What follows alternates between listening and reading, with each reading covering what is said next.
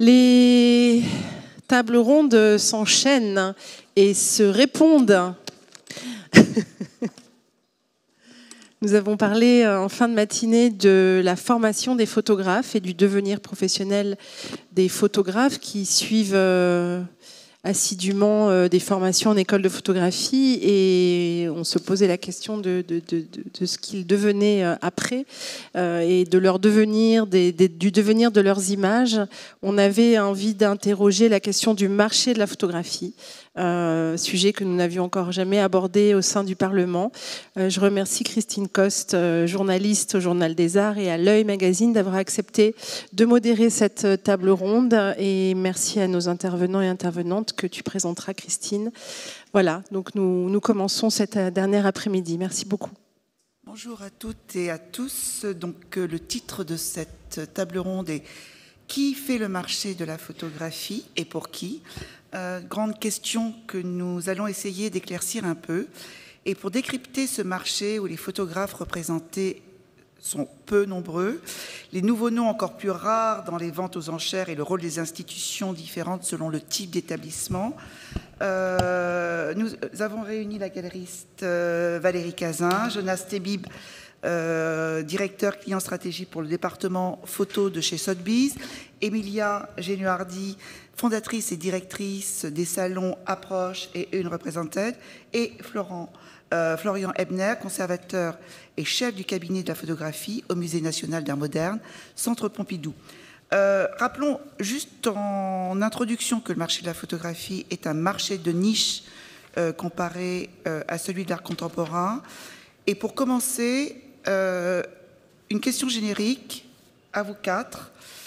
Si nous restons que sur le domaine de la photographie contemporaine, quelles sont pour vous les fonctions et le poids des galeries photo, des foires photo et des maisons de vente sur le marché de la photo, mais aussi de l'art contemporain? Là, on fait un bref état des lieux vu par chacun des acteurs de ce marché. Voilà. On commence par vous, Valérie, en rappelant que votre galerie Binôme, vous l'avez créée en 2010, oui, et qu'elle est devenue une des galeries de référence, que vous êtes aussi aujourd'hui, vous participez à des foires photo, mais aussi des foires d'art contemporain, et que vous avez intégré depuis cette année le comité de sélection de Paris Photo. Donc, un petit état des lieux pour vous, galeristes, de ce marché selon les acteurs, galeries, foires et maisons de vente. Notre rôle, en fait, il est clairement un rôle de valorisation. On est des instances qui offrent des débouchés. Donc, évidemment, si on parle de marché, on peut. Mais avant ça, je pense que les galeries ne sont pas que ça. On n'a pas qu'un rôle de créer des débouchés et une valorisation sur le marché. Pour moi, une galerie, c'est, il y a deux fonctions. Il y a une fonction à la fois de révélation et de valorisation. Et dans cette fonction de valorisation, et peut-être quelque chose d'un peu plus caché, évidemment, il appartient, en fait, finalement, je pense à chaque galeriste. On a tous des profils et des ambitions très différentes, mais chacun, dans son domaine et dans ses centres d'intérêt, on a évidemment un rôle de repérage, un rôle de révélation, de sélection des artistes. Et puis, à travers tout ça, à travers les années, c'est pas forcément quelque chose qui est prémédité, qui est anticipé, mais de fait, les rencontres que l'on fait nous amène progressivement à construire. Je crois vraiment que quand on est une galerie, on peut construire quelque chose. On n'est pas simplement on n'est pas simplement là pour prendre des œuvres, mettre un prix et les vendre sur un marché et encaisser un prix. Je crois qu'on a ce rôle aussi de pouvoir construire quelque chose. Donc la galerie, effectivement, vous l'avez rappelé, Christine, a un petit peu plus de 10 ans, et il y a peut-être deux événements à la fois en édition et en exposition qui peuvent peut-être illustrer ce propos-là. Dernièrement, fin 2022, est paru le livre Contre-culture dans la photographie contemporaine de Michel Poivert. Il se trouve que quasiment tous les artistes de la galerie sont cités en référence dans ce livre. Donc c'est que à travers eux, on a aussi écrit écrit ça ensemble.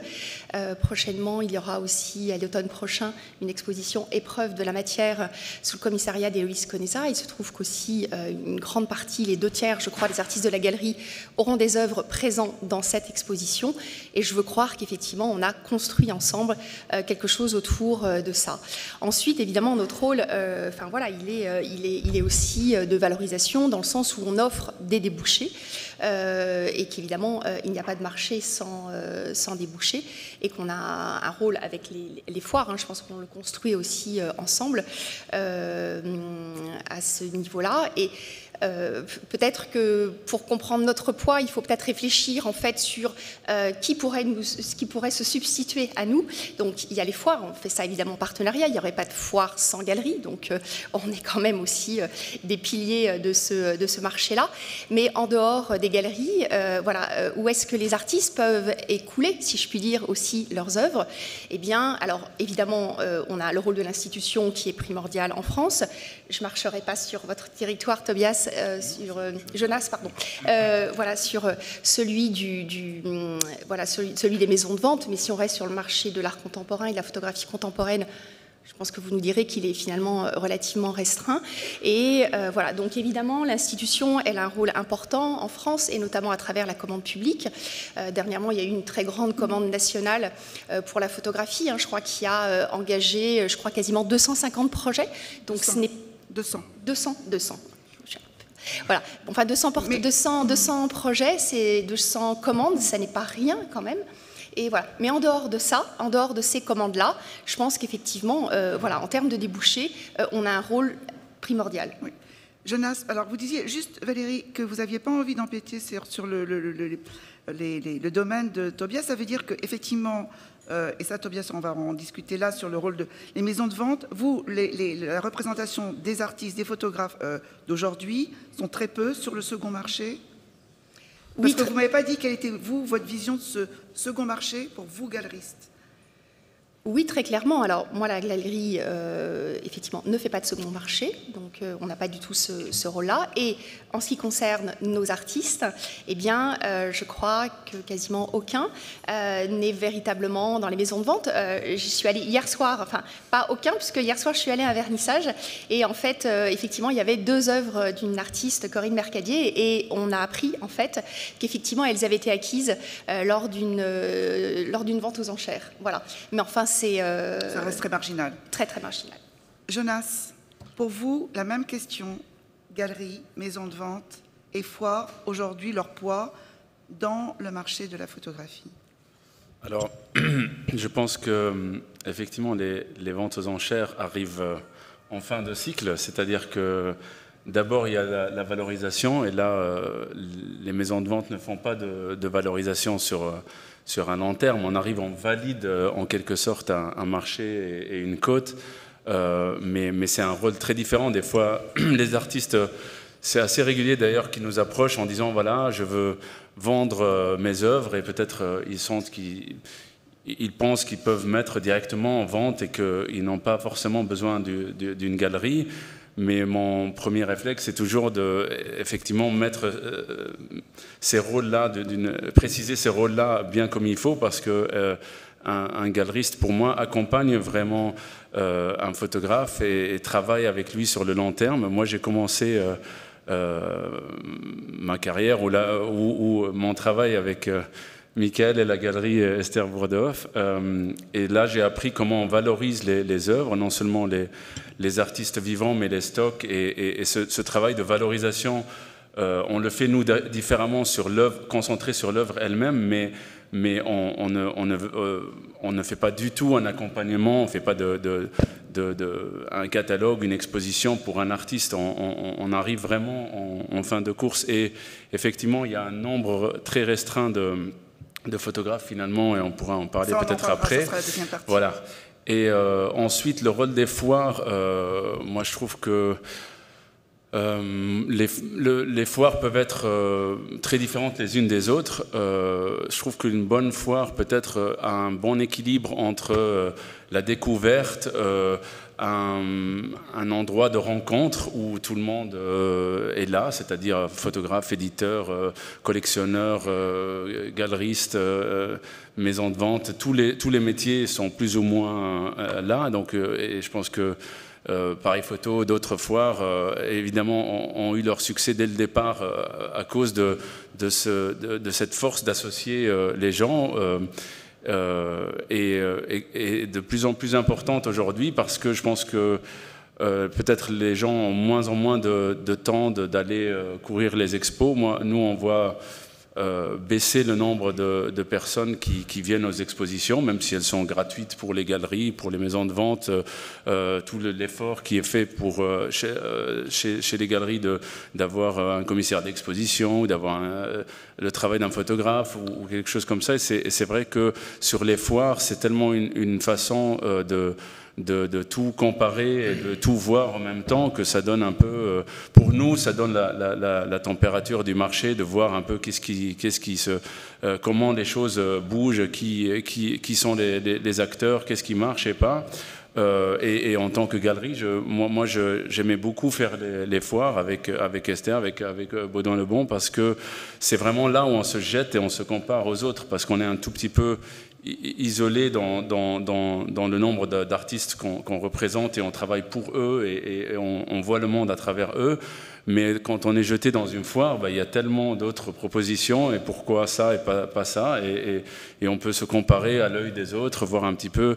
Donc moi les foires, c'est vraiment une des choses que j'aime beaucoup parce que ça donne une vraie, ça met tout le monde sur le même territoire. Après, qui était le dernier? C'était galeries, foires et maisons de vente. Maisons de vente, bon voilà, j'en ai parlé un tout petit peu, c'est-à-dire ça valide les codes. C'est vrai que les artistes qui fonctionnent en vente aux enchères, c'est une partie du marché, c'est-à-dire que peut-être ce qu'on ne dit pas assez, je trouve, dans le marché de la photographie, on a l'impression que c'est un seul marché, mais de mon point de vue des maisons de vente, c'est quand même très fragmenté comme marché, c'est-à-dire il y a le marché des galeries, il y a le marché de la photographie 19e, c'est peut-être plus visible dans la peinture, où on voit tout de suite le marché de l'art moderne, du livre, ou même de surréalisme, de différentes périodes, l'impressionniste, art contemporain, on voit très vite que c'est pas du tout le même marché. En photo, on a l'impression que c'est une même famille et que c'est les mêmes acheteurs partout, mais en fait, il y a des marchés qui n'ont rien à voir en photo. Ça, on verra dans une deuxième partie. Maintenant, Emilia, j'aimerais que vous aussi, vous nous dites, bien sûr, il y a la création des deux salon qui va rentrer en ligne de compte sur votre vision des galeries, des foires et des maisons de vente. Mais dites-nous un peu quelle est votre vision de ces trois acteurs. De ces trois acteurs. Alors, étant donné mes projets Approche et Unrepresented, qui sont des foires, mais singulières, au modèle un peu singulier, c'est vrai que Approche en 2017 et toujours aujourd'hui est construit, modelé en collaboration avec les galeries. Et c'est très important puisque finalement cet état des lieux avec les galeristes, et notamment beaucoup avec Valérie, j'ai l'habitude de le faire régulièrement chaque année. Et c'est cet état des lieux chaque année qui me permet de modeler et de faire évoluer le salon. Donc c'est vraiment un travail de précision autour d'un environnement de la photographie, du marché de la photographie, des galeries et des artistes qu'elles représentent. Voilà, c'est autour de discussions. Ensuite, par rapport aux institutions, je suis aussi beaucoup en lien puisqu'elles sont fondamentales par leur présence au salon. Mon rôle, c'est de vendre, bien évidemment, mais également tisser les liens entre les artistes que je vais montrer et les institutions publiques, privées, les collectionneurs, les éditeurs et les autres acteurs majeurs de la création contemporaine. Florian Ebner, donc pour vous, en tant que responsable du cabinet de la photographie, comment vous qualifieriez le rôle de chacun, galerie, maison de vente et donc, oui, merci. Et foires. Et merci pour l'invitation. Je commencerai plutôt avec le dernier acteur, avec les foires et surtout avec Paris Photo qui est vraiment pour nous d'une très grande importance. pour faire améliorer les réseaux, pour vraiment découvrir des choses. En fait, pour chaque Paris Photo, on va faire une acquisition ou plusieurs. Donc Paris Photo est quand même devenu oui, je veux dire, c'est pour le marché, pour nous, avec grande distance, le moment le plus important pour notre travail, pour beaucoup de raisons. Bien sûr, ils jouent un rôle important, les galeries. Mais si je parle maintenant de notre relation avec la galerie, et si je me souviens, justement, si je regarde dans nos dossiers d'œuvres, le nombre d'œuvres qu'on a acquis à la fin des années 70, 80, pratiquement exclusivement par la galerie, toute la photographie américaine qu'on a acquise à travers la galerie Zabriskie, l'importance d'Agathe Gaillard. Juste un petit détail, hein, Virginia Zabriskie, elle a ouvert sa galerie le même jour que le Centre Pompidou a ouvert. Donc, 27 janvier 77. Donc, c'est pour nous... c'est pas le lieu où on découvre en premier lieu des nouvelles tendances ou des artistes qu'on ne connaît pas. C'est clair qu'avec l'Internet, avec la culture de livres, il y a tellement d'autres facteurs et protagonistes qui existent.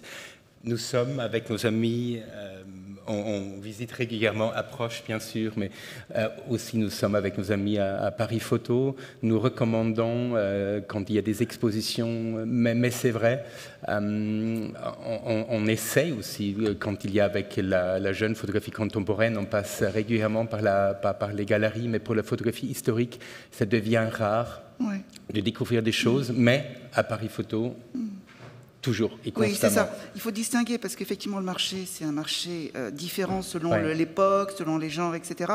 Si on reste stricto sensu aujourd'hui sur la photographie contemporaine, quels sont... Paris Photo, oui, mais est-ce qu'il n'y a que Paris Photo? Est-ce qu'il y a aussi... Comment ça se passe?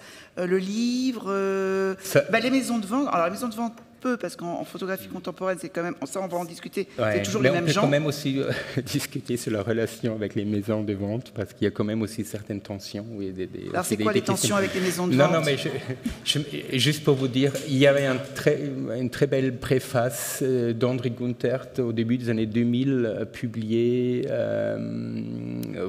en tant que préface dans les études photographiques, où il faudrait en fait une forme d'entente cordiale entre les institutions, le musée, entre la recherche, l'université et entre le marché.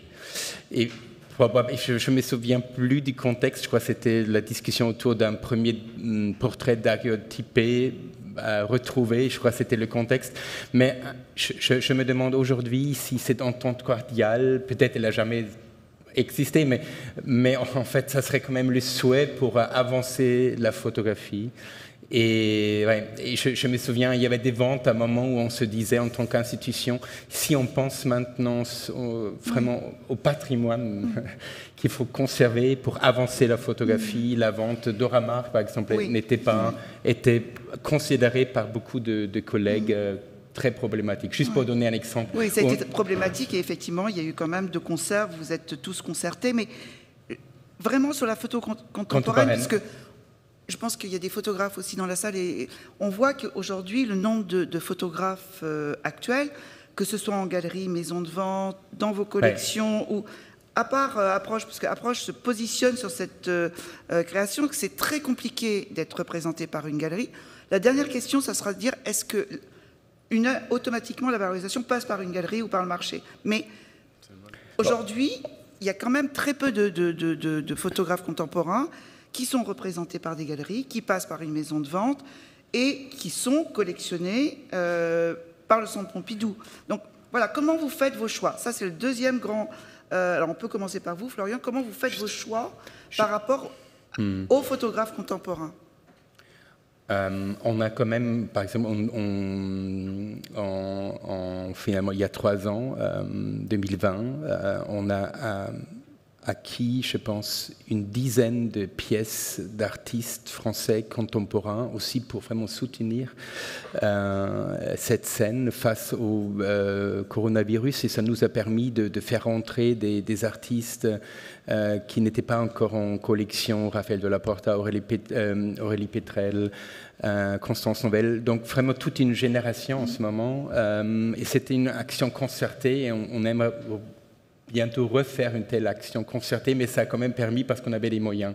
Ouais. On regarde quand même, et on pense toujours aux galeries, mais c'est vrai que pour l'importance, ça passe pour nous pas forcément par le statut, l'artiste a une galerie. Donc on regarde quand même bien l'œuvre, parce qu'on s'intéresse aussi vraiment aux artistes qui ont un très bon carnet disons, d'esquisses, ou un meilleur carnet d'esquisses qu'un carnet d'adresses, vous voyez ce que je veux dire.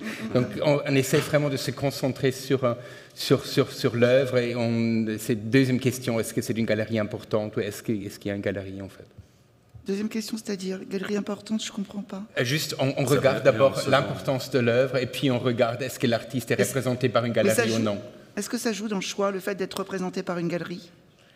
On regarde vraiment, c'est sûr que ça aide aussi auprès des gens qui nous aident pour financer, donc c'est clair qu'il y a un signe de distinction, mais c'est pas, pour nous, pas notre premier... C'est pas votre premier critère. Exactement. Valérie, comment vous faites, parce qu'effectivement, il y a beaucoup de prétendants pour être représentés par une galerie, il y a peu d'élus, entre guillemets. Comment vous expliquez, parce que... Alors c'est certain, il y a beaucoup de prétendants, et je profite de ces tribunes pour dire qu'effectivement on est sollicité tous les jours et plusieurs fois par jour. Donc c'est même considérable, et évidemment si on ne répond pas à tout le monde, c'est pas du tout dans une posture voilà, de dédain, mais parce qu'on n'a tout simplement pas le temps, pas les moyens de pouvoir répondre à tout le monde. Donc effectivement les élus ils sont peu nombreux, et on a parfois du mal à faire passer le message qu'effectivement avant de postuler dans une galerie, ben, il faut beaucoup s'intéresser à cette galerie et savoir en fait quel est son propos, ce qu'elle a envie de montrer, ce qu'elle défend.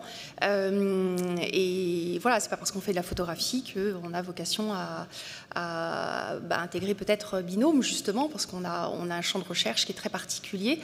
C'est vrai que moi, il s'est beaucoup développé à partir de 3 artistes qui sont assez piliers, qui sont encore dans la galerie, qui sont voilà, dans l'ordre d'entrée, voilà, Thibaut Brunet, Lisa Sartorio, Mustapha Azeroual, et tous les 3 ont posé quelque chose de très singulier. Alors maintenant, un petit peu sous forme de boutade, mais c'est assez vrai.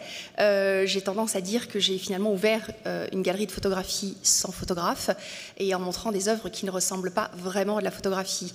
Donc voilà, ce qui marque effectivement le pas de côté et le décalage qu'on a construit dès le départ. Et dès le départ avec quelqu'un comme Thibaut Brunet, puisque je rencontre un artiste qui me propose des études de paysage, des études de portrait. Donc voilà, on commence par des choses assez classiques, mais réalisées où? À l'intérieur même de jeux vidéo.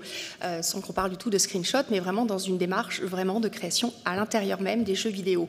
Donc effectivement, je choisis comme premier artiste un artiste qui n'est pas photographe. D'ailleurs, il a une formation comment dire, il sort des Beaux-Arts et qui travaille sans appareil photo. Voilà. Et tout son travail consiste effectivement à, on va dire, détourner des outils, des technologies qui ne sont pas du tout dans le champ de la photographie, et que lui a cette capacité justement à amener là. Lisa Sartorio, artiste qui rentre à la galerie, elle était photographe quand je l'ai recrutée, mais ça n'a pas duré très longtemps. Très vite, en fait, en 2012, elle fait un choix quand même radical pour une photographe qui est décidée d'arrêter de photographier, considérant qu'il y avait tellement d'images produites tous les jours qu'elle ne voulait plus participer à cette hyper-production d'images, et que, voilà, elle, consciente de comment dire, la façon dont l'image, justement par cette hyper-production, est malmenée, eh bien qu'elle allait travailler uniquement sur des images existantes et réfléchir à leur réhabilitation du contenu, du sens des images. Et quant à Mustapha Azeroual, c'est quelqu'un qui m'a proposé dès le départ, en fait, il s'est intéressé très tôt à des processus anciens de la photographie, je pense notamment à la gomme micromatée, qui est un des premiers processus de tirage, voilà, mais donc une manière d'aborder des processus anciens en photographie, pas forcément avec un appareil photo, toujours pas, mais sans approche du tout nostalgique et en considérant vraiment les enjeux contemporains de l'image. Et en l'occurrence, voilà, c'est vrai que je passe un petit peu mon temps à expliquer que non, le travail de Mustapha Azeroual n'est pas du dessin, mais bien de la photographie. Il y a même une approche extrêmement puriste, puisque finalement, il ne considère que que l'essentiel même, la substantifique matière de la photographie, qui est la question de la lumière, et tout son travail, de manière assez incroyable, explore justement cette question de la lumière, qui chez lui n'est pas du tout un vecteur de visibilité, un vecteur de fabrication de l'image, mais un sujet à part entière. Valérie, merci. Emilia, je pense au dernier salon que vous avez créé, une représentation, où effectivement il n'y a pas de galerie, parce que le principe c'est un artiste non représenté, et j'imagine que quand vous lancez ce salon, c'est parce que vous avez constaté qu'il y a beaucoup de créateurs, d'artistes qui n'ont pas de galerie. C'est ça ? C'est ça. Depuis 2017, depuis la première édition du Salon Approche, qui donc c'est un salon qui a pour vocation de montrer des artistes qui vont expérimenter le médium photographique, qui vont jouer avec la photosensibilité, qui a pour autre singularité d'être un salon qui est construit comme une exposition. Je laisse 1 à 3 places, donc 1 à 3 solo shows, puisqu'on ne montre que des solo shows, chaque année à des artistes non représentés.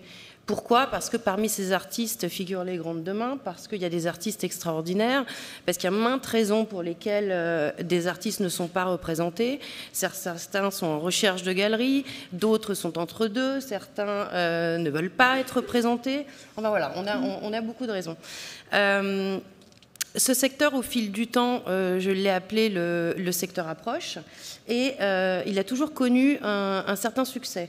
Alors que ce soit auprès des acheteurs, que ce soit auprès des institutions, des liens que j'ai pu tisser avec les acteurs majeurs de la création contemporaine, et aussi des galeries. Et ce qui était intéressant, c'est que les galeries qui ont montré leur intérêt pour certains de ces artistes n'étaient pas forcément des galeries qui participaient elles-mêmes au salon. Donc voilà, depuis longtemps, je mûrissais l'idée de consacrer un salon à ces artistes. Encore me fallait-il trouver un modèle économique. Et en même temps, précisons que les 2 salons que vous créez ont lieu Approche au moment de Paris Photo et une représentation durant Art Paris. Donc, durant à Paris. C'est-à-dire que c'était l'espoir aussi de pouvoir glaner aussi bien les collectionneurs acheteurs que les institutionnels, les sociétés des amis, parce qu'ils font partie aussi d'un marché. Bien, ça, on en parlera. Voilà. Donc, c'était un peu attirer tout ce milieu qui ne... Voilà, sortir... Absolument. Et ça, depuis vraiment la première édition du Salon Approche, c'est même une des raisons qui m'a fait créer ce salon. C'était à l'époque, en 2017, ce médium photographique on pouvait le voir dans 2 environnements qui, à l'époque, se côtoyaient peu, qui étaient les galeries d'art contemporain et les galeries photo. Alors, qui se côtoyaient peu, c'est peu dire. Ils n'avaient pas les mêmes visiteurs, pas les mêmes collectionneurs, 2 foires distinctes, à l'époque la FIAC, Paris Photo. Et je me suis dit, mais finalement, la scène photographique contemporaine telle qu'elle existe réellement, elle est très peu montrée. Quelquefois à travers des expositions dans certains centres d'art, mais en tout cas dans des lieux de diffusion tels que les foires, très difficilement. Alors aujourd'hui, ça a changé, hein, oui, ces environnements sont devenus mais voilà, mon challenge était de faire se rencontrer ces 2 mondes, et surtout que, alors je déteste parler comme ça, faire cette différenciation finalement de l'art contemporain et de la photographie, mais que les collectionneurs d'art contemporain rencontrent des galeries photos, et vice-versa, c'était le challenge. Et aujourd'hui, j'ai plus de collectionneurs d'art contemporain, j'ai toujours du mal à le dire, mais je le dis, que de photos. Ouais. Oui, oui. Et Jonas, d'ailleurs, ça va me permettre de poser cette question à Jonas. Qu'est-ce qui fait que tel photographe contemporain sera plutôt de la compétence du département art contemporain de Sotheby's, ou même ça pourrait être Christie's, etc., parce qu'on a le même cas dans toutes les maisons de vente, que de son département photo. Et on peut prendre, moi j'ai un exemple marquant, parce que j'avais suivi, c'était Gursky ira dans le département d'art contemporain, et Stéphane Couturier ira au département photo. Qu'est-ce qui fait cette distinction pour des photographes qui ont au final les mêmes écritures, les mêmes intérêts? Voilà. Effectivement, quand on regarde le travail, on se pose la question, mais pour nous, comme j'ai dit, vu que les marchés sont très fragmentés et qu'on arrive un peu en bout de course, c'est-à-dire après la valorisation des galeries, après tout le travail des foires et tout ça, pour moi, c'est très très clair que c'est deux univers de valorisation qui sont rien à voir. C'est-à-dire que Gursky et Stéphane Couturier, même si Stéphane Couturier est quand même collectionné aussi par quelques grands collectionneurs d'art contemporain, oui, donc c'est peut-être pas, oui, mais donc il n'est pas complètement isolé. Peut-être si on prend le cas de quelque chose peut-être plus classique dans la photo contemporaine, ce serait plus marquant. Mais en tout cas, Gursky, ce qui fait son marché, c'est que il est représenté par des galeries d'art contemporain. Il montre dans des expositions dans des musées d'art contemporain et finalement dans des foires contemporaines. Donc finalement, ce que je vois moi, c'est deux circuits complètement différents. C'est-à-dire ces deux agendas de l'année. Il y a des personnes qui vont à Paris Photo, à Arles et qui lisent tous les magazines photo et qui vont à la MEP. Et il y a ceux qui vont à Bâle et qui vont au MoMA. C'est deux circuits qui n'ont absolument rien à voir. Donc quand on en regarde les photos, on se dit « Ah, c'est quasi la même chose », mais en fait, les circuits qui donnent la valeur à ces deux artistes n'ont strictement rien à voir. Alors, d'ailleurs, par rapport à ces circuits, on revient sur les galeries. Si on revoit un peu l'histoire du marché de la photo, en France, il y a eu des galeries très puissantes dans l'entre-deux-guerres, même jusqu'à l'après-guerre, jusqu'aux années 60. Aujourd'hui, en photo, c'est plutôt du côté des galeries américaines ou des galeries allemandes. Est-ce qu'aujourd'hui, par rapport à ce marché de la photo, notamment je pense aux photographes et aux artistes de la scène française, les galeries françaises sont de plus petite taille, peut-être pèsent moins de poids sur ce marché, et on le voit aussi au moment de Paris Photo, quand Paris Photo est passé du Carrousel du Louvre au Grand Palais, l'enjeu que ça a été de glaner des grands majors, etc. Est-ce que par rapport à ce marché-là, même aux maisons de vente, le poids de la galerie, parce que c'est ce qui va faire que tel Gursky sera, je ne sais plus chez qui il est Gursky, mais fera que, voilà, et pas plus jeune. Et par rapport à la photographie contemporaine, Stéphane Couturier est représenté aujourd'hui par Christophe Gaillard, mais voilà, est-ce que c'est aussi le poids de la galerie sur un marché qui va faire que il y aura une plus grande visibilité, plus grande représentation? Évidemment, parce que chaque galerie a son réseau de collectionneurs, son réseau d'institutions plus ou moins où il y a des affinités, comme vous disiez, certains commissaires d'exposition, où il y a des affinités. Et c'est un monde qui tourne autour de cette galerie. Donc quand des artistes changent de galerie, c'est aussi pour accéder à un autre réseau, des fois à une autre gamme de prix, à un autre réseau de collectionneurs. C'est clair que chaque galerie a son réseau. Et ensuite, bon, les institutions, j'aime bien ce que vous aviez dit sur le fait de garder une distance par rapport au marché que je trouve en France en tout cas elle est discutable mais saine dans le sens où votre œil doit regarder d'abord les œuvres et ne pas regarder leur prix et ça ne doit pas être la grille de lecture du tout, mais c'est vrai que on a plus de facilité, en tout cas pour moi, là où on échange vraiment avec les institutions, c'est sur la photographie classique ou la photographie vraiment historique et 19e, qui n'est pas forcément le sujet aujourd'hui, mais c'est là où en fait c'est une science un peu plus tribale, je dirais, dans le sens où il n'y a pas, c'est rien qui est écrit dans les livres que tel tirage est mieux qu'un autre et qu'on a vu celui-là, mais au fait c'est un tirage de 32, l'autre 35. Tous ces marchés, par exemple Man Ray, où chacun tient un petit bout d'information. En fait, j'ai plus de facilité, je dois dire, d'échanger avec mes confrères du Metropolitan ou de musées américains parce qu'ils sont enfin, il y a une aisance avec l'argent qu'on connaît dans le milieu anglo-saxon qui fait qu'on partage plus d'informations, mais je loue aussi le modèle qu'on garde cette distance pour ne pas avoir l'influence de, effectivement, on a un donateur, donc lui, au fait, il a beaucoup dans sa collection de ça et qu'il aimerait vraiment qu'on fasse une expo de ça. Et on le voit évidemment, peut-être plus dans l'art contemporain que dans la photographie, le poids que peut avoir les collectionneurs, prescripteurs qui jouent un peu double casquette dans les musées et donateurs, que effectivement, tant qu'on peut avoir cette distance, je pense qu'elle est saine et ça montre pourquoi il y a cette distance avec le marché. Mais moi, je la regrette seulement sur la partie où on est aussi un peu recherche. C'est vraiment vraiment le 19e, où nous, on a vu quelque chose parce que ça sort d'une collection de quelqu'un qui est au milieu de nulle part. Le galeriste a vu quelque chose, l'autre. Chacun tient un petit bout d'information et on a du mal à partager ça parce qu'il y a ces distances-là. Donc, à part ça, oui, voilà, je trouve ça sain. C'est pas forcément dans ce sens qu'on cherche la distance, on remarque, par exemple pour cette vente d'Oramar, que la Vous parlez de laquelle, celle de Piazza en 96 ou celle d'Arcurial? Non, c'est celle dernière. Ouais, ça, c'est pas vraiment... Juste cette vente se nourrit des informations qu'une exposition réalisée par Karolina Lewandowska, Damaris Amau et Madame Maddox à Filament.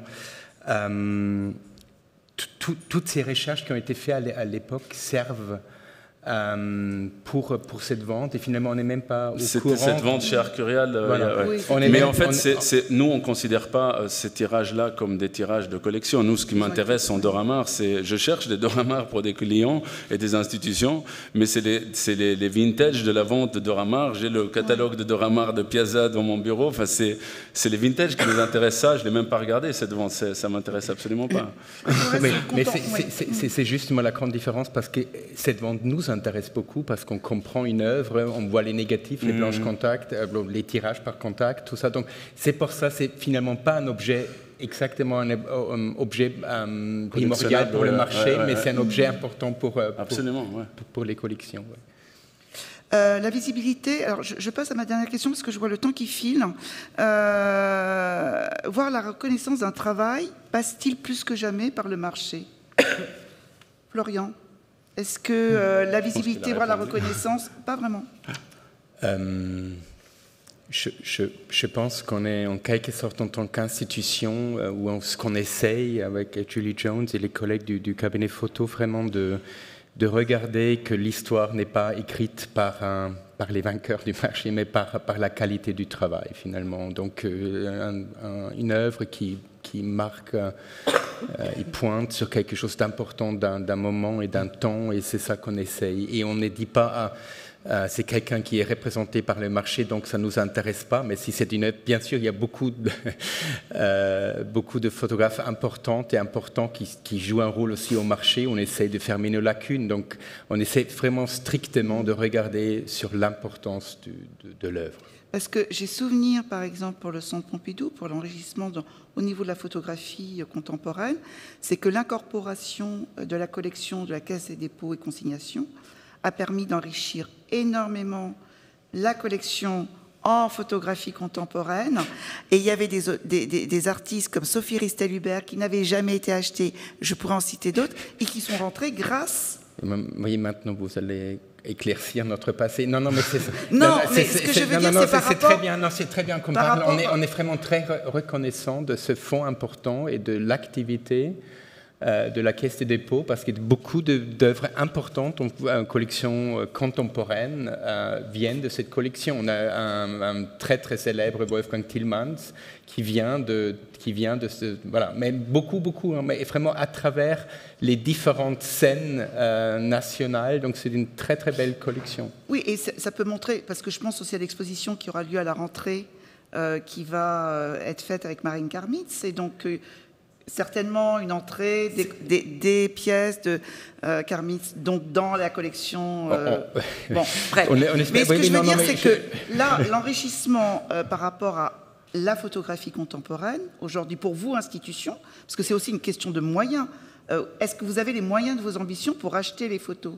C'est pour ça, vous l'avez mentionné, donc l'exposition avec Marine Karmitz montre en fait ce qui est très très intéressant, en fait, le regard d'une collection publique et le regard d'un collectionneur privé.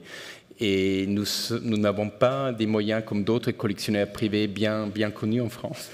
Mais on essaie peut-être de voir s'il y a d'autres ententes cordiales possibles, en fait, aujourd'hui. Ententes cordiales possibles. Valérie, vous, en tant que galeriste, est-ce que... ça, j'imagine, en plus, comme vous êtes sollicité quand même relativement régulièrement, est-ce que la visibilité et la reconnaissance d'un travail passent automatiquement par une galerie? Alors, non, et pas que. Pour moi, la carrière d'un artiste, elle s'écrit vraiment de manière plurielle et complète.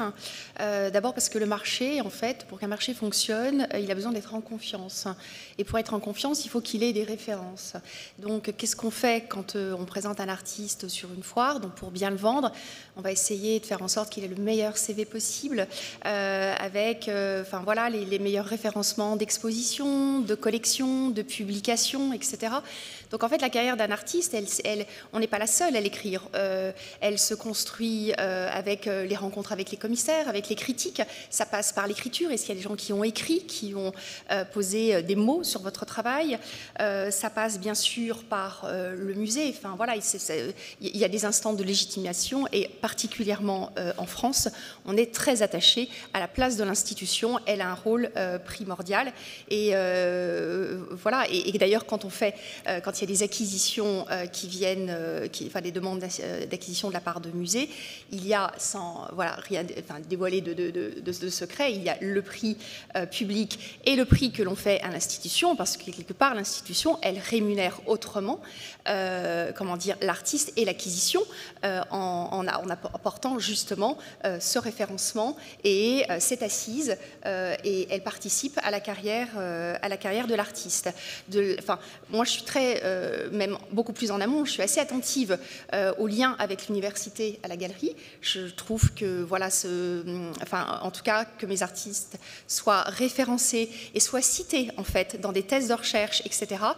C'est extrêmement important, parce que c'est ce qui fera la diffusion de leur travail aussi demain, et ça y participe.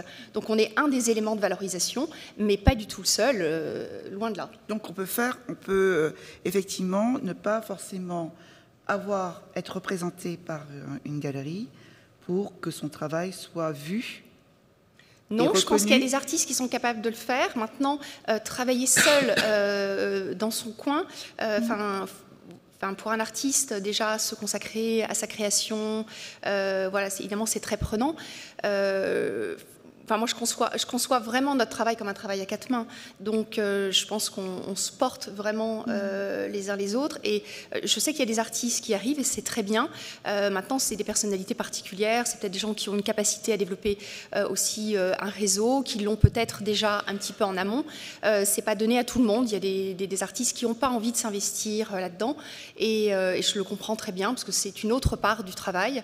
Et l'important, effectivement, c'est de travailler à quatre mains, en bonne intelligence, toujours dans le même sens. Et la galerie, elle donne un peu elle fournit la grille de lecture un peu pour un artiste aussi, de comprendre, il faut faire comme ça. Il y a des conseils dans la photographie, ça peut être les éditions, les formats, comment je dois faire ça, est-ce que cette série est bien, c'est quand même un travail de conseil où si l'artiste se frotte au marché, s'il sait faire ça tout seul, mais dans beaucoup de cas, c'est quand même un conseil que le galeriste peut faire. Et puis, effectivement, le réseau avec les institutions, le réseau avec des éditeurs, le réseau avec la foire, montrer. C'est quand même une boîte de résonance qui est difficile à faire tout seul. Et les artistes aiment, pour la plupart, faire leur travail plutôt que de se vendre.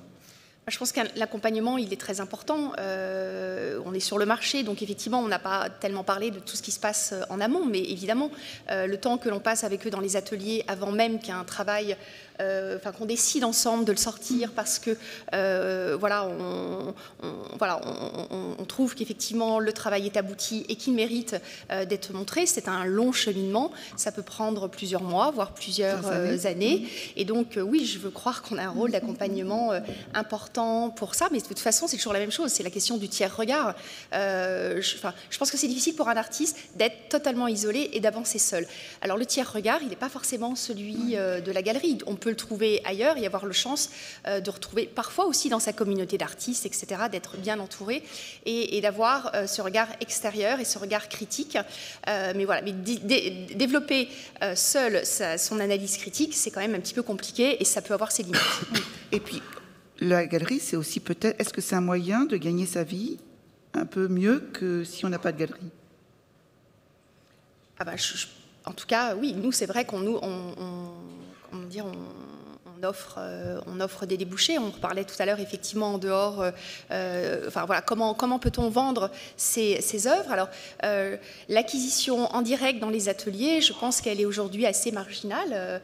Il y a une évolution aussi. Il n'y a plus beaucoup de collectionneurs, en fait, qui vont dans les ateliers, comme ça pouvait l'être à une certaine génération.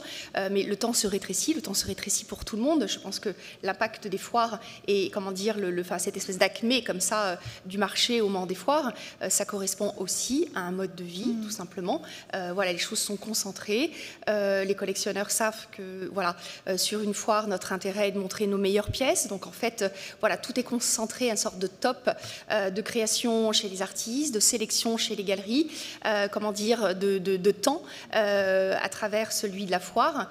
Donc, effectivement, vendre ces œuvres en direct, c'est quand même extrêmement restreint, tout simplement parce que les collectionneurs ont besoin d'avoir confiance aussi. C'est toujours, on revient sur cette histoire peut-être aussi du tiers, de l'intermédiaire qui est là pour valider les prescripteurs. Et effectivement, et puis il y a bien sûr les acquisitions publiques et elles sont extrêmement précieuses, mais à elles seules, elles ne peuvent évidemment pas faire un marché et faire vivre toute la communauté d'artistes. Et d'ailleurs, puisqu'on parle de la demande, un marché, c'est une offre et une demande. On assiste à une évolution des acheteurs et des collectionneurs, en sachant qu'il y a toute une génération de collectionneurs qui sont en train de disparaître. Alors ça, c'est plus vrai pour la période 19e ou de l'entre-deux-guerres, mais je pense que c'est valable aussi pour la photographie contemporaine. Quelles sont, vous, les évolutions que vous pouvez constater, Jonas, par rapport à cette évolution des profils des acheteurs et des collectionneurs? Alors, il y a évidemment... Vraiment, moi, ce qui m'intéresse dans mon métier, c'est de découvrir vraiment des photos très, très différentes de 1839 jusqu'à aujourd'hui et découvrir aussi des raisons très différentes d'acheter de la photographie. Il y a donc des fois presque des raisons contraires. Mais oui, l'évolution de différentes... Déjà, pour moi, ça marche vraiment par marché différent selon les époques. Mais pour la photographie contemporaine, je dirais que...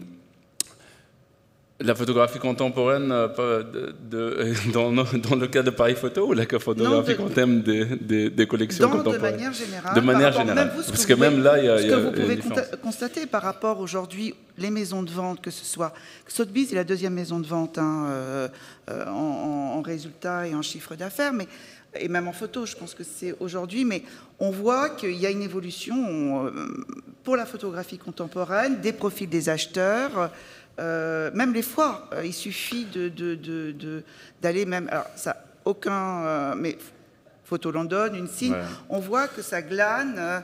En fait, oui, peut-être il y a eu un effet, si on doit... Après, on laisse la question Covid après, mais oui. il y a quand même le côté peut-être acheter online a changé pas mal de choses en vente aux enchères.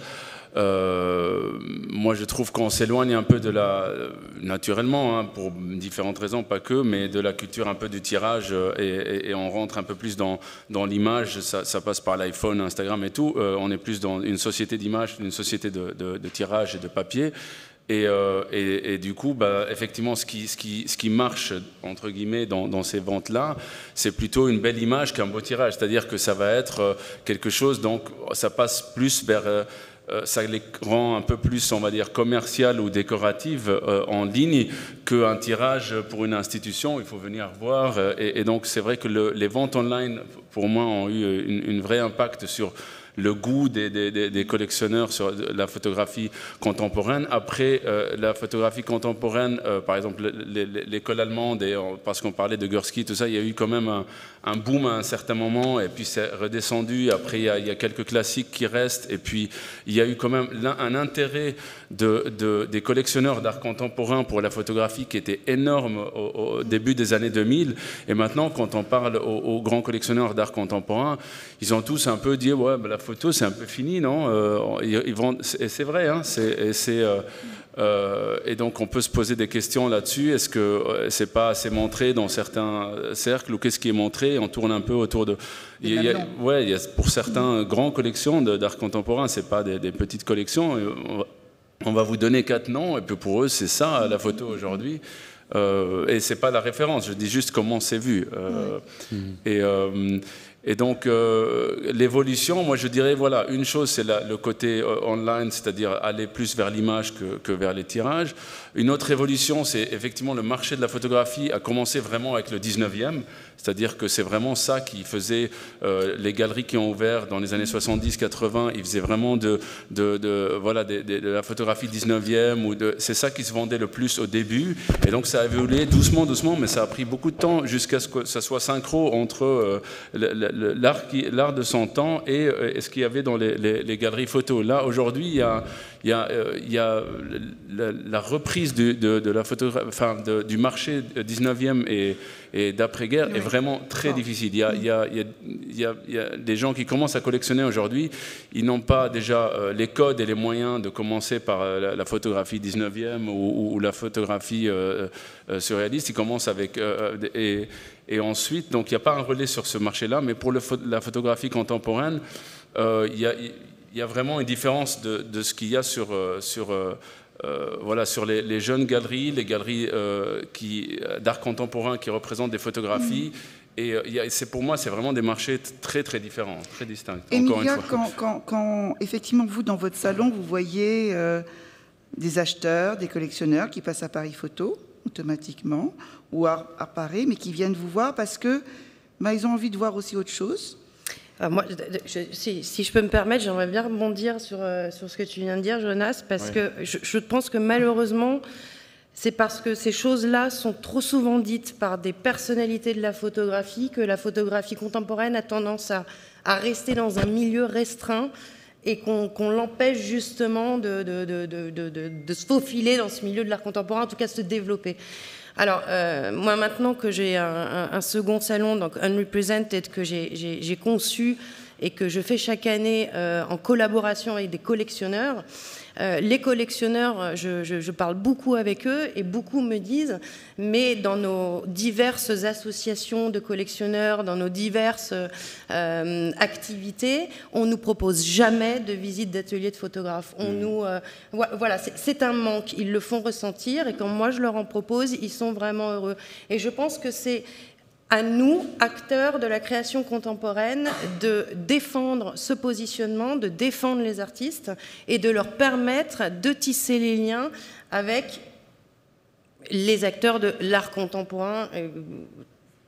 Je vais continuer à parler comme ça, mais dans tous les cas, il faut défendre ça parce que finalement, c'est comme ça qu'on va réussir à développer, à rencontrer d'autres personnes et de nouveaux collectionneurs. Et surtout que les collectionneurs sont en demande. Après, ce qu'on voit, par exemple, même pour Paris Photo, je pense qu'il y a des collectionneurs qui... Non, vas-y. Et après, ça sera Florian. Alors, très rapidement, juste pour dire, même l'effet de découvrir, moi, j'aime beaucoup aller sur toutes sortes de foires parce que je trouve que moi j'ai du mal à flâner sur Paris Photo parce qu'on va vers les choses qu'on connaît, il y a des mondes, il y a beaucoup de monde et beaucoup de choses de référence. Mais je vois la même chose pour des collectionneurs, c'est-à-dire des grands collectionneurs de photos, ils vont voir les 3 galeries qu'ils connaissent, ils achètent quelque chose et puis ils partent. Et puis ils me disent « Oh, j'ai rien vu sur Paris Photo ». Oui, mais il y a des collectionneurs d'art contemporain qui font la même chose. Oui. Là, on généralise, on est obligé, on ne peut pas pointer... Ouais. Mais ce que je veux dire, c'est la volonté du collectionneur aussi d'aller vers d'autres salons, d'autres choses, d'avoir un œil frais, de savoir et de partager des informations, de faire découvrir, de procurer des expériences, qui est fondamentale. Et si nous, on ne pousse pas les choses vers ces rencontres, personne ne le fera. Florian, vous vouliez intervenir ? Oui, juste deux choses, une remarque, parce qu'en fait, l'évolution que Jonas a bien décrite, elle est extrêmement ambiguë pour la photographie contemporaine, la vente aux enchères. Donc il y a bien sûr le Rhin de Gursky qui a un record, mais voilà, comme vous l'avez dit, il y a beaucoup d'autres artistes contemporains en ce moment presque en chute libre. Et je pense à 5-6 personnes où je sais qu'ils essayent elles-mêmes d'acquérir leurs œuvres au marché parce que, justement, pour éviter que ça parte pour 2 000, 3 000 et pas pour 10 000, 15 000. Et c'est presque un peu tragique en ce moment, cette situation. Des photographes allemands ? Allemands et français. Mais aussi allemands, français et américains. Et je ne donne pas de nom. Mais c'est pour ça, c'est vraiment une situation assez difficile. Et je crois la raison pour laquelle elle est difficile, c'est aussi ce moment qu'il y a toute une génération de tirages qui est fading away, qui est en fait fragile.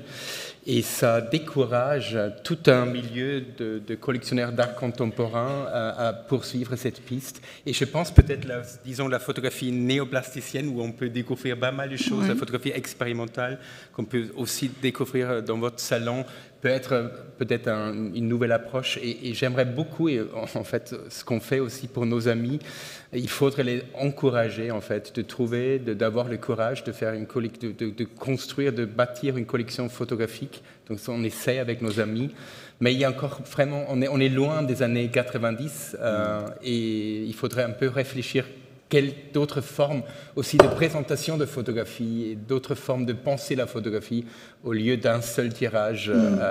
Oui, parce qu'on sent effectivement que la tendance aujourd'hui, et Valérie, votre galerie l'incarne, on était sur des tirages plutôt limités, etc. Est-ce que d'ailleurs, le fait que la photographie soit un multiple, pour la pauvre photographie et pour les pauvres photographes, c'est aujourd'hui plus qu'un handicap pour le marché. Et je pense que quand on parle marché, on a parlé beaucoup ici de photographie contemporaine, mais plutôt d'un type de photographie, plutôt entre guillemets, même si ce terme aujourd'hui, je trouve, on sait, n'est pas adapté, photographie plasticienne. Il y a toute une photographie documentaire, il y a plein de genres de photographie qui échappent au marché, plein de photographes. Donc, est-ce que c'est effectivement le fait que la photographie soit multiple, pour elle, c'est problématique pour la photographie contemporaine, Alors, la question du multiple, oui, ça peut être un frein pour attirer des collectionneurs qui ne sont pas habitués à ce marché-là et qui sont des collectionneurs d'art, contemporains ou pas d'ailleurs. Voilà. Après, la question de la reproduction, c'est pas du tout, je pense, le seul critère. En tout cas, sur cette porosité entre l'art contemporain et la photographie contemporaine, elle peut exister. Je crois que la galerie en est la preuve. Je défends aujourd'hui aussi bien mes artistes sur des foires contemporains. Les trois premières foires qu'on a faites cette année, ce sont des foires d'art contemporain. Il y a Rotterdam, Art Paris et Drawing Now. Et ça, c'était pas le cas au début. Grande difficulté, effectivement. Moi, j'allais effectivement un petit peu au départ à Art Paris, un peu la peur au ventre. Je savais qu'on n'était pas du tout face à des collectionneurs de photographie, que c'est compliqué de les amener là. On a trouvé aussi peut-être des subterfuges un petit peu pour tromper un petit peu les choses et surtout, enfin voilà, d'avoir accès. Bon, il ne s'agit pas de les leurrer, bien sûr, mais en tout cas de pouvoir les intéresser. Et aujourd'hui, il se trouve que Art Paris est en train de devenir peut-être pour nous un marché quasiment équivalent à ce que peut être représenté Paris Photo. Donc on arrive à obtenir cet équilibre. Ce que vous disiez, Jonas, tout à l'heure sur par rapport à la photographie, effectivement une évolution des collectionneurs qui avaient peut-être moins cette culture et pas aussi ces moyens d'acquérir. Moi, je reste assez optimiste. Je trouve qu'il y a une relève certaine qui arrive. Il y a des collectionneurs vraiment pointus, enfin voilà, très assidus dans la jeune génération, que je trouve remarquable. Je trouve que on est plus sur des questions d'enjeux, en fait. Les enjeux sont différents. Et c'est vrai que les artistes aujourd'hui, enfin, évidemment, les artistes sont des éponges ultra sensibles aux enjeux d'aujourd'hui. Donc, si on retient les enjeux sociétaux, si on retient la question de la crise climatique, etc. Mais les collectionneurs, la nouvelle génération de collectionneurs, elle l'est aussi. La plupart du temps, ces collectionneurs, ils sont aussi, comment dire, des acteurs même de ces bouleversements. C'est des gens du monde de la finance, c'est des gens du monde de l'entreprise, voire du monde de la recherche. Et donc, et ça leur parle. Donc, voilà. Donc, je pense qu'il y a effectivement moyen, lorsque les œuvres s'emparent de ça, d'intéresser une nouvelle génération de collectionneurs. C'est rassurant. On va peut-être ouvrir à la salle des questions. Allez, oui. Vous vous présentez ? Je pense qu'il y aura beaucoup de questions. J'ai une question avant toute chose, avant d'ouvrir la question à la salle. Moi, je fais partie de pas mal de commissions d'acquisition, et notamment celle du Centre national des arts plastiques. Je salue Pascal Beauce, qui est responsable de la collection de la photographie au CNAP, avec qui nous travaillons étroitement au ministère de la Culture. Et Florian, tu es dans la commission également cette année. On observe un énorme gap, on le sait, on en a rapidement parlé, entre les cotes d'artistes de la scène française, des photographes de la scène française, et les Américains, les Sud-Africains, etc. À parcours égaux, à profil à âge égaux, enfin voilà, il n'y a a priori pas de distinction. Ils ont eu chacun de leur côté des expositions, hein, pas forcément dans les plus grandes, mais les prix, c'est du simple au triple, au quadruple, au quintuple. Je pense qu'il faut quand même qu'on l'éclaire également. Comment, par exemple, toi, Valérie, tu dialogues avec d'autres galeries internationales. Comment ils positionnent leurs prix ? Comment ils positionnent leurs artistes sur le marché de la photographie ? Pourquoi les Américains, on sait qu'ils sont très puissants, donc qui fait ce marché ? Qui dicte ce marché ? Est-ce que ce sont les collectionneurs ? Est-ce que ce sont les galeristes ? Est-ce que ce sont les institutions qui présentent plus leurs artistes sur leur territoire et donc qui les valorisent plus à l'international? Enfin, moi, je suis quand même très troublée, voire parfois choquée des prix qui se pratiquent en France comparés aux étrangers, et je me dis qu'on a est-ce qu'on a un énorme retard? Est-ce qu'on est écrasé par d'autres puissances? Enfin, réellement on l'est. Comment on arrivera à faire redresser un peu la balance? J'imagine qu'au sein de l'institution, c'est une véritable question pour vous aussi, Florian. Enfin voilà, je jette un peu un pavé dans la mare, mais je pense que c'est important d'en parler. Oui, pour citer Christine, un marché, une demande et une offre, en fait. Et apparemment, aux États-Unis, ça fonctionne pour un certain nombre d'artistes et galeries.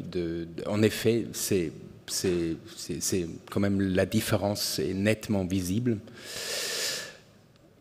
Il y a aux États-Unis quand même un certain, peut-être aussi ceux qui sont proches de l'art contemporain, il y a un potentiel financier réel qui existe, qui arrive en fait à acquérir. Si on regarde par exemple en fait l'œuvre de Christopher Williams, c'est une édition de 10.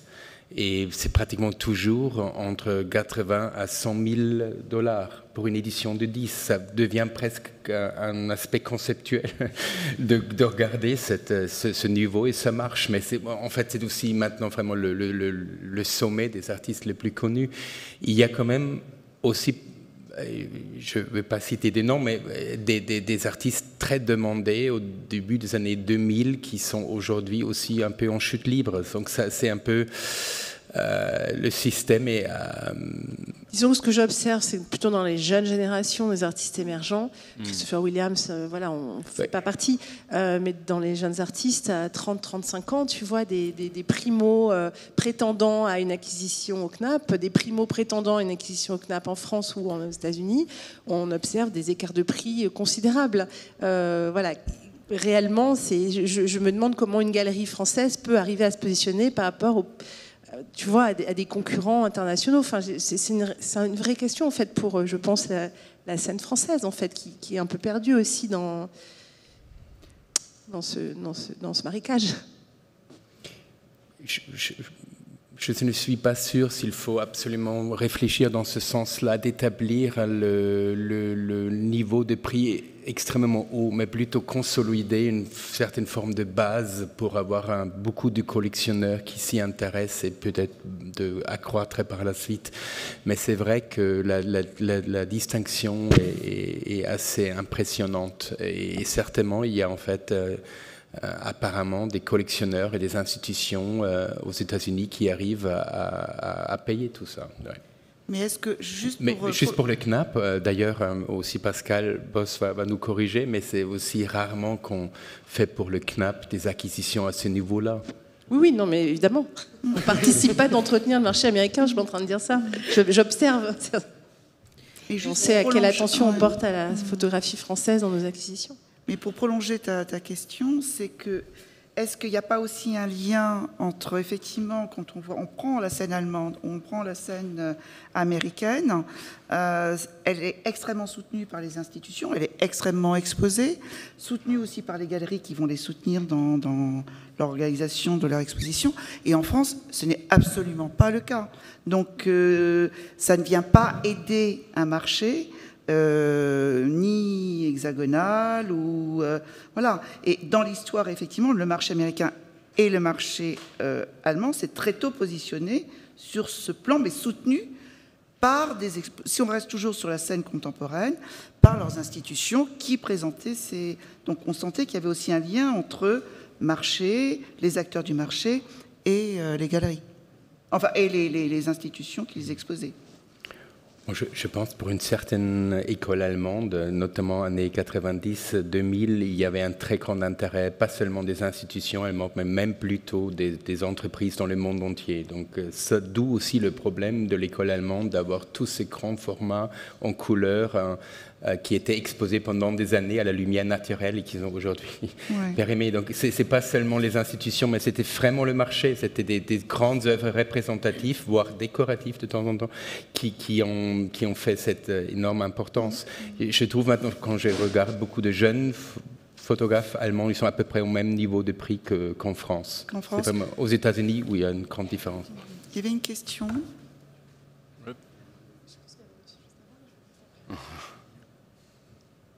Je suis Michael von Grafnitz, je suis photographe moi-même.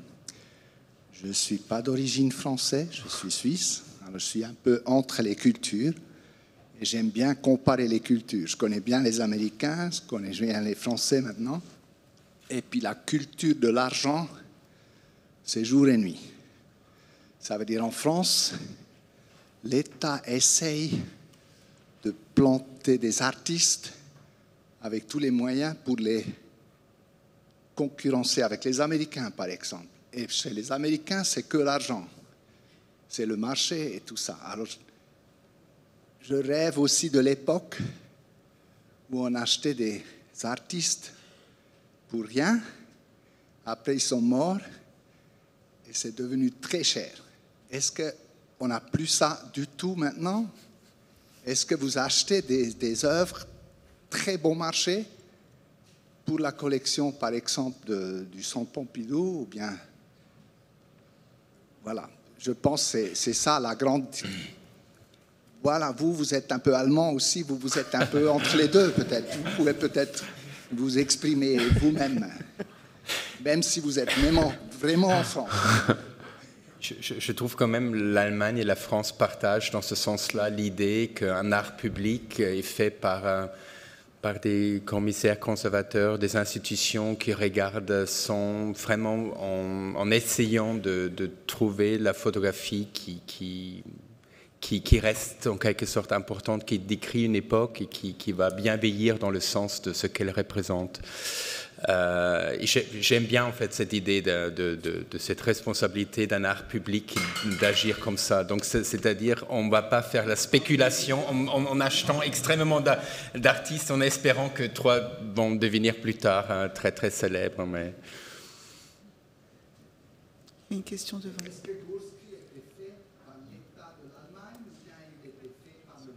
Non, en fait, Gurski est fait par une constellation historique qui veut dire qu'il y avait des professeurs, Bernd et Hilla Becher, qui ont été exposés par la galerie Sonnabend à New York en 1973, et on a rapidement vu que la photographie peut être sexy, conceptuelle, tout ça. Et tout d'un coup est venu le changement, on avait marre des petits formats, on avait envie des grands formats, et tiens, tout d'un coup il y avait tout avec certainement aussi des pièces importantes, hein, voilà.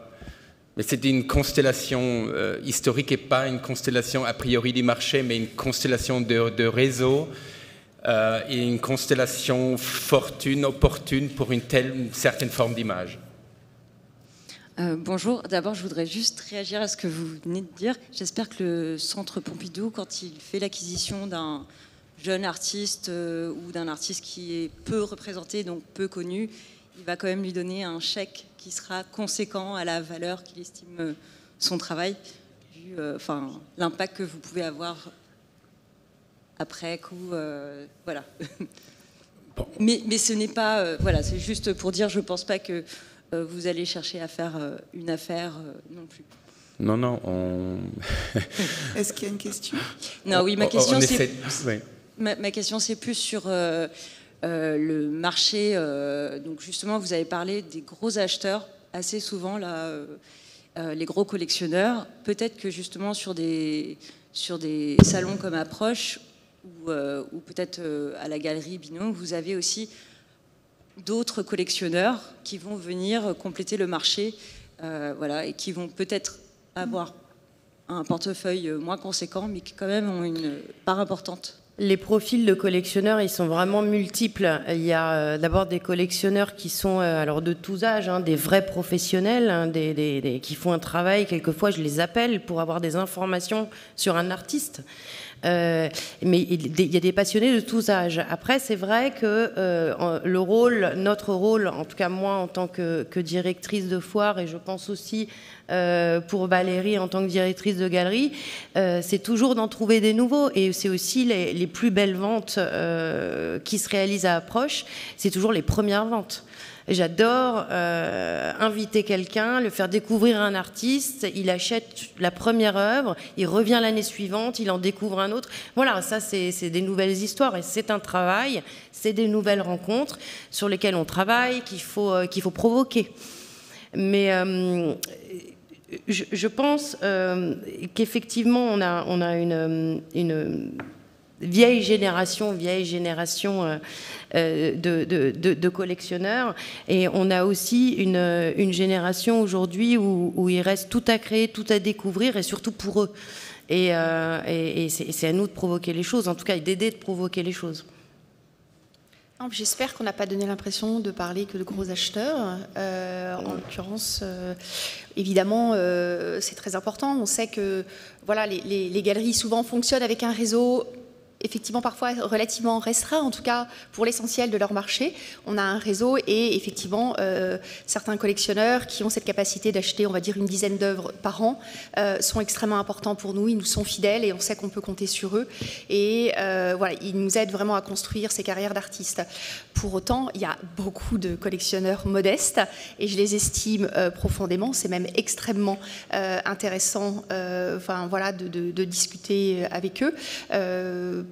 Voilà, parce qu'on a beaucoup de choses à apprendre et effectivement voilà, parfois voir quelqu'un un petit peu casser sa tirelire pour une œuvre, moi je trouve que oui, c'est assez touchant. On essaye de faire en sorte que d'ailleurs ce soit pas rédhibitoire. Ça peut être des paiements échelonnés, voilà, des choses comme ça qui permettent. Donc non, l'attention elle est portée aussi par ce réseau de collectionneurs plus modestes mais qui sont extrêmement importants. Une autre question? Oui, bonjour. Dominique Charlet, je suis agent d'artiste photographe. J'essaie d'être bref, mais j'ai toutefois 3 éléments que je voudrais faire valoir à vous, panel, et au public. Le premier, mais peut-être l'avez-vous fait en introduction, je suis arrivé 10 minutes en retard, donc veuillez m'excuser si vous l'avez énoncé. Qui fait le marché? Nous sommes bien d'accord que si on parle du marché et essentiellement concentré aussi aujourd'hui sur le marché de l'art, c'est bien parce que la quasi-totalité des autres marchés de la photographie sur lesquels on pouvait espérer une quelconque rentabilité sont morts. Pour la photographie aujourd'hui, il n'y a quasiment plus de marché dans la publicité, il n'y en a plus dans la presse, il y en a très difficilement dans l'édition. Et donc aujourd'hui, le marché sur lequel se réfugient l'ensemble des artistes photographes, c'est celui de la vente des preuves ou la représentativité de sa démarche artistique dans les institutions et autres organisations. Donc c'est bien ce pourquoi on ne parle que du marché de l'art. Mais je dirais avec ce péril que c'est bien dans celui-ci que la rentabilité doit se construire, parce que sinon, pour les photographes, ça va être compliqué. Ça, c'est le premier point. Si je retiens le chiffre de M. Ebner tout à l'heure, 10 œuvres, si j'ai bien compris, acquises en 2022, sur la photographie contemporaine, vous reconnaîtrez que, au regard des milliers de photographes qui sont sur le marché aujourd'hui, c'est très peu. Et si je veux isoler les quelques grandes exceptions de tel ou tel nom, on les a cités, ou de telle ou telle institution qui va acheter, on peut donc considérer que sur l'immense majorité des photographes et de leur production, il n'y a pas de visibilité et il n'y a pas de marché. C'est le premier point. Le deuxième point, qui fait le marché? Évidemment, je viens de parler de l'offre et celui de la demande. Et sur la demande, est-ce qu'il n'y a pas deux menaces aujourd'hui considérables au tout début desquelles nous sommes? La première, c'est le sentiment d'appropriation, d'acquisition d'une œuvre. Le fait de vouloir être propriétaire de quelque chose. On ne peut que reconnaître que dans les valeurs sociétales qui sont les nôtres, et surtout auprès des jeunes générations, que ce comportement-là qui consiste à acheter quelque chose pour l'avoir, et je ne parle même pas de le collectionner, parce que là, ça suppose une accumulation qui est encore plus loin de leur état d'esprit. Est-ce qu'il n'y a pas là, dans la relève des générations de collectionneurs ou tout simplement d'amateurs de photographie, une vraie menace? L'autre menace, c'est par les développements numériques, digitaux, et on le voit aujourd'hui, l'intelligence artificielle, l'opinion, le sentiment qu'au lieu d'acquérir, somme toute, aujourd'hui un jeune amateur ou un jeune collectionneur peut préférer la possibilité d'acquérir une œuvre qu'il aura forcément dans ce contexte au regard du marché à bas prix, entre guillemets, voire de la créer lui-même. Est-ce que donc ces solutions aujourd'hui de création démultipliée et simplifiée ne sont pas l'autre menace?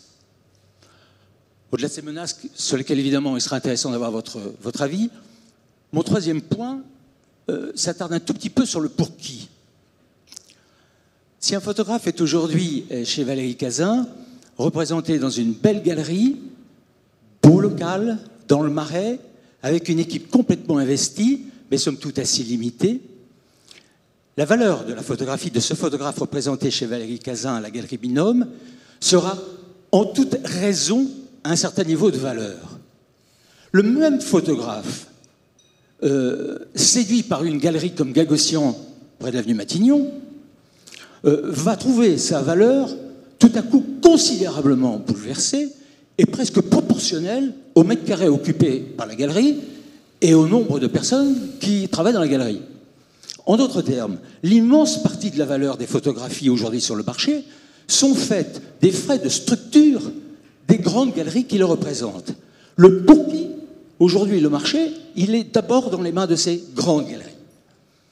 Et puis le pour qui, il est aussi effectivement dans les sociétés de vente aux enchères, qui n'ont jamais été aussi bénéfiques, aussi profitables, avec des taux de rentabilité d'année en année progressants.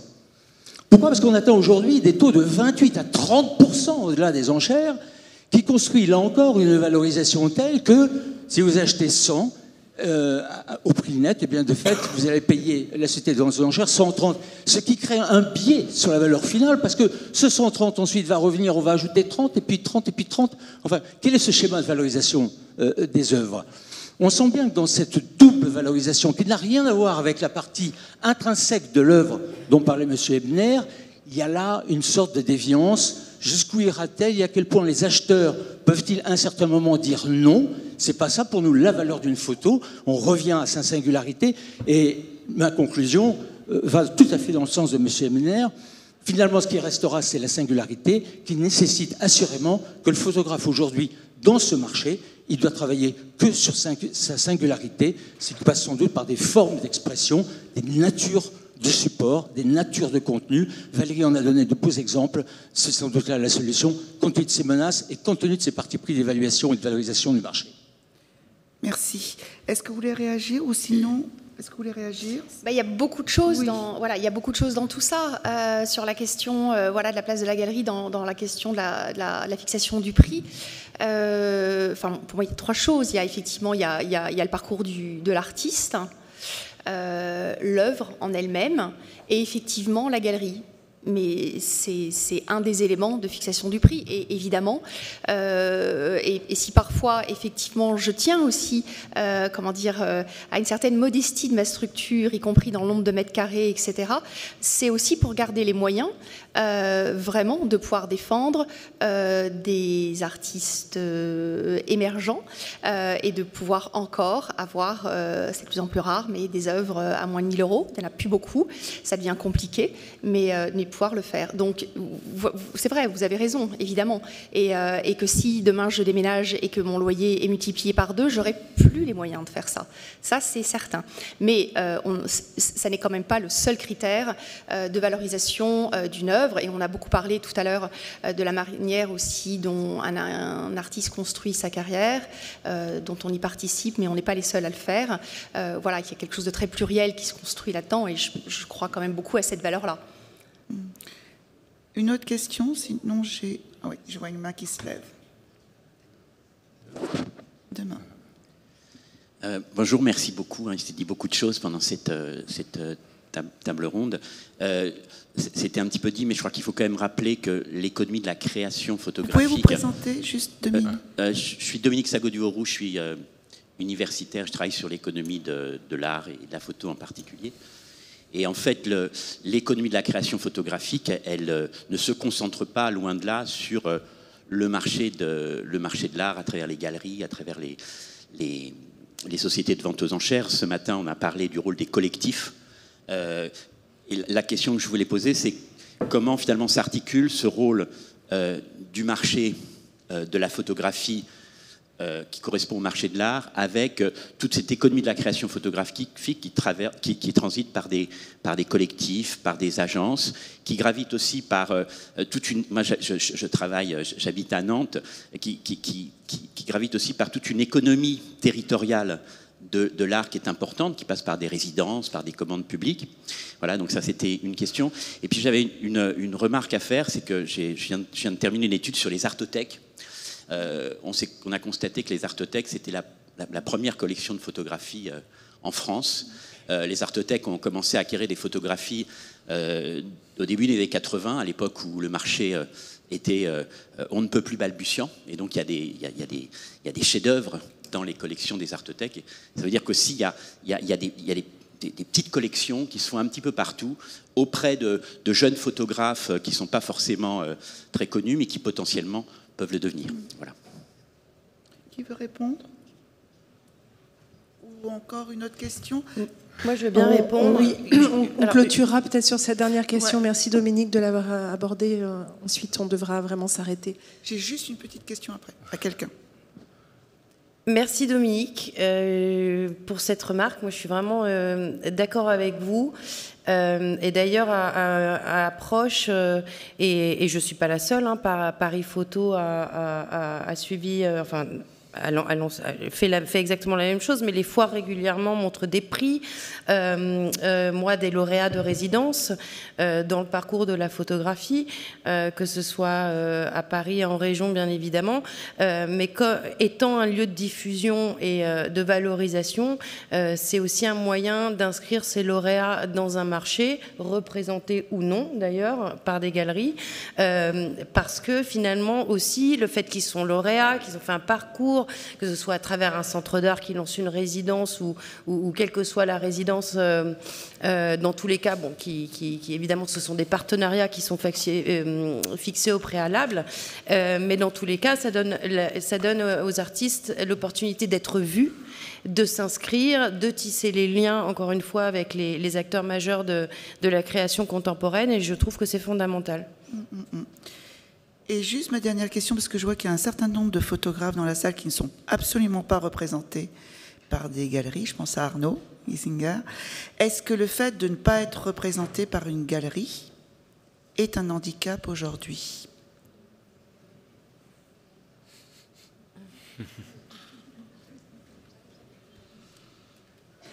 Non, c'est lui. Devant.